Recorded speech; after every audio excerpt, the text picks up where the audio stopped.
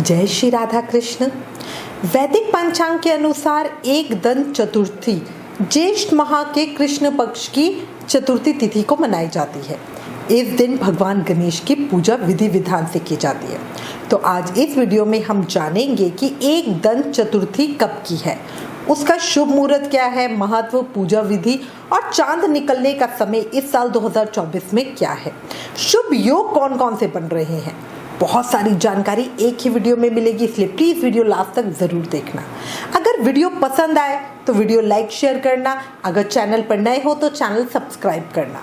आने वाले व्रत त्योहारों का रिमाइंडर अपने फोन पे पाने के लिए व्रत लिखकर 9821025751 पर व्हाट्सएप मैसेज करना। अब चर्चा शुरू करते हैं। सनातन धर्म में भगवान गणेश को प्रथम पूजनीय माना जाता है और भगवान गणेश की पूजा करने के लिए हर महीने संकष्टी चतुर्थी पर विशेष पूजा की जाती है।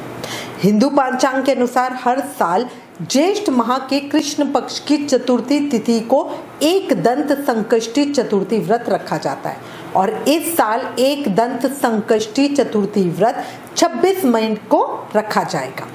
एक दंत संकष्टी चतुर्थी व्रत पर देवों के देव महादेव के पुत्र भगवान गणेश की पूजा अर्चना पूरे विधि विधान से की जाती है और भक्तों को उनके मन वांछित फल की प्राप्ति भी होती है। विधि विधान से व्रत करने पर शुभ कार्यों में सिद्धि भी मिलती है। अब सबसे पहले चर्चा करते हैं कि इस साल कब है संकष्टी चतुर्थी। तो देखो, वैदिक पंचांग के अनुसार एक दंत संकष्टी चतुर्थी ज्येष्ठ माह के कृष्ण पक्ष की चतुर्थी तिथि को मनाई जाती है। ज्येष्ठ माह के कृष्ण पक्ष की चतुर्थी तिथि कि अगर मैं तिथि की बात करूं तो इस साल वो शुरू होगी 26 मई को दोपहर को 6:06 पे और इस तिथि का समापन होगा अगले दिन 27 मई को दोपहर को 4:43 पे। चतुर्थी तिथि पर चंद्र दर्शन करने का विधान है, इसीलिए 26 मई को एक दंत संकष्टी चतुर्थी व्रत रखा जाएगा। अब हम चर्चा करते हैं कि चांद निकलने का शुभ समय क्या है। तो देखो, वैदिक पंचांग के अनुसार एक दंत संकष्टी चतुर्थी के दिन चांद निकलने का शुभ समय रात के 10:12 पे है।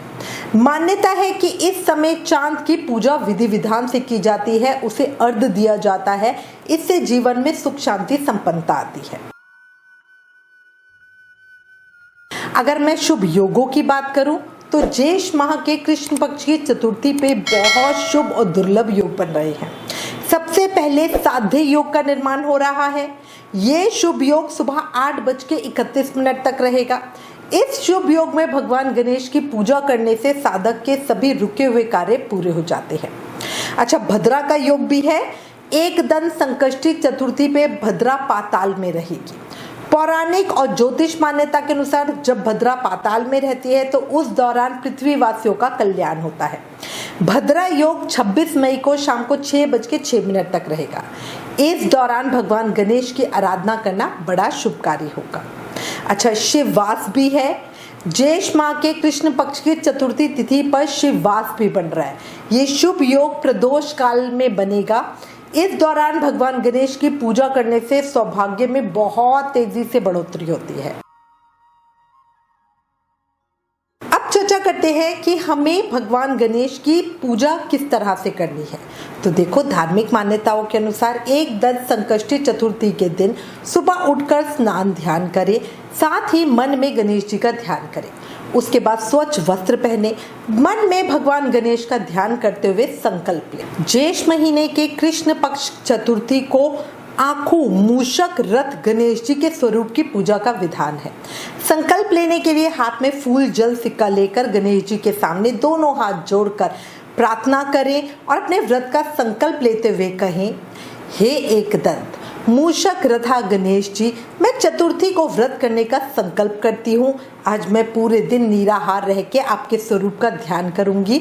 शाम को आपका पूजन करके चंद्र उदय के समय चंद्रमा को अर्घ्य देने के बाद ही कुछ भोजन ग्रहण करूंगी। इस तरह संकल्प लेने के बाद पूजा के लिए बैठे, मंदिर की साफ सफाई कर ले, साथ ही एक चौकी पर हरे रंग का कपड़ा बिछाकर गणेश जी की, अगर आपके पास प्रतिमा है तो उसे स्थापित करें, फोटो है तो उसे स्थापित करें।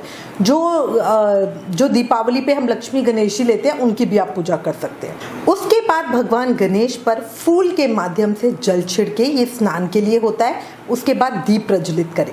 दीप जलाने के बाद 11 या 21 दुर्वा की गांठ भगवान गणेश पे अर्पित करें। आपको पता ही है गणेश जी को दुर्वा बहुत पसंद है। उसके बाद भगवान की विधिवत पूजा करें। आपका कोई कार्य बहुत दिनों से अटका हुआ हो तो किसी भी समस्या के समाधान के लिए इस दिन संकट नाशन गणेश स्तोत्र का 11 बार पाठ करें। भगवान गणेश को गुड़ के लड्डू जरूर चढ़ाएं। लड्डू आप 11 या 21 रखें। पूरा दिन गणेश जी के भजन और ध्यान में लगाएं। शाम के समय भी हम बढ़िया पूजा करेंगे। स्नान करके स्वच्छ वस्त्र धारण करें, फिर विधि पूर्वक पूजा करें। धूप दीप अक्षत चंदन सिंदूर नैवेद्य से गणेश जी का पूजन करें। नैवेद्य के रूप में आप घी में बना हुआ हलवा पूरी इसका भोग लगा सकते हो। पूजन के बाद चंद्रमा निकलने पर चंद्रमा को अर्घ्य देंगे, उनकी पूजा करेंगे। अच्छा, इस दिन याद रखना कच्चा खाना नहीं बनाया जाता। गणेश जी के व्रत में अन्न ही खाया जाता है और पक्का खाया जाता है, मतलब पूरी पराठे वगैरह। ज्येष्ठ कृष्ण पक्ष चतुर्थी व्रत कथा जरूर सुनना, सुबह और शाम दोनों समय। ब्राह्मण को अपनी सामर्थ्य के अनुसार दान देना। उसके बाद प्रसाद को सभी में बांटकर फिर आप स्वयं भी ग्रहण कर सकते हो। इस व्रत के करने से सौभाग्य और पति की प्राप्ति होती है। इस व्रत के प्रभाव से शत्रुओं का विनाश होता है और सभी तरह के मनोरथ सिद्ध होते हैं, मन की इच्छाएं पूरी होती हैं। ज्योतिष शास्त्र के अनुसार एकदंत संकष्टी चतुर्थी के दिन भगवान गणेश की पूजा की जाती है। जो लोग विधि विधान से पूजा पाठ के साथ व्रत रखते हैं उन पर भगवान गणेश की विशेष कृपा होती है, साथ ही उनकी सारी मनोकामनाएं पूरी हो जाती है। एकदंत संकष्टी चतुर्थी के दिन व्रत रखने से संतान सुख की भी प्राप्ति होती है। याद रखना, बहुत सुंदर और बहुत फलकारी व्रत है। इसी के साथ मैं उम्मीद करती हूँ इस वीडियो में दी गई जानकारी आपके लिए उपयोगी होगी। इससे रिलेटेड अगर आपके पास कोई भी कमेंट्स या सजेशन है तो प्लीज हमें लिखें। ज्ञान बांटने से बढ़ता है, इसलिए इस वीडियो को ज्यादा से ज्यादा शेयर करें। आप हमें फेसबुक और इंस्टाग्राम पे भी जरूर फॉलो करें। Please like share and subscribe. Thank you. जय श्री राधा कृष्ण।